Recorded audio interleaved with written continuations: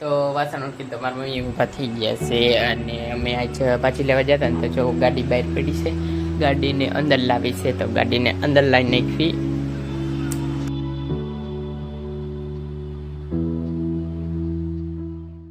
નમસ્કાર દર્શકો, કેમ છો? બધા મજામાં? આશા કરું છું બધા મજામાં જશો. અને આજે કાઠાણું અત્યારે છે રોજની છે મને ઘરે ખાલી આજે રોટલી જ થાય છે, શાક નથી થવાનું. કારણ કે શું કારણ મમ્મી? હા હા, જય માતાજી કહી દીધા. અને આમાં કાંઈ છે નહીં, ઊંધું કુકર પડ્યું છે એટલે ખીચડી બીચડી આજ કાંઈ બનવાનું નથી. અને આ છે અમારે બનાવવાની છે, એટલે બનાવવાની શું લેવા જવાની છે ભાજી.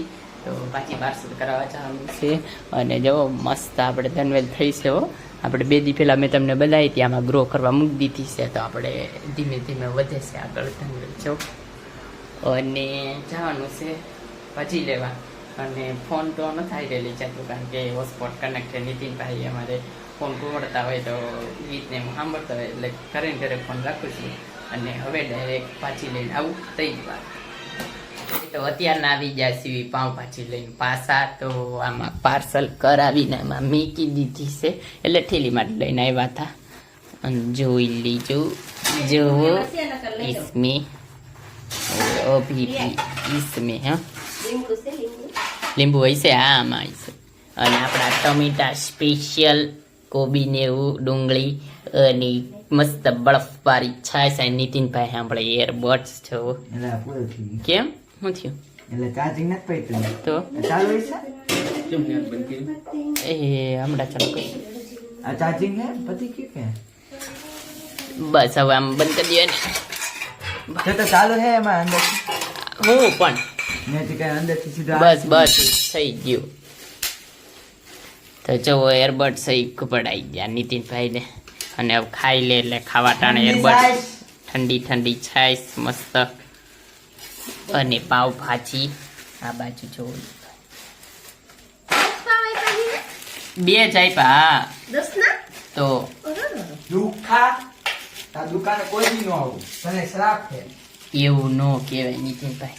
જો મસ્ત લીંબુ નીચવાઈ ગયું આ બાજુ. અને હવે પાઉંભાજી છે ને શાંતિ ખાઈ લેવી. કેદુનું મન હતું તો પાઉંભાજી હવે આવી ગઈ. આપણે ખાઈ લેવી શાંતિ પાઉંભાજી. પંખો ચાલુ કરી દઈએ નીતિનભાઈ. હવે વાળું કરીને તો અમે અત્યારના ઊભા થઈ ગયા છે. અને મારે અહીંયા વાસણ ટકતા હતા અને અમે અમથામાં છીએ.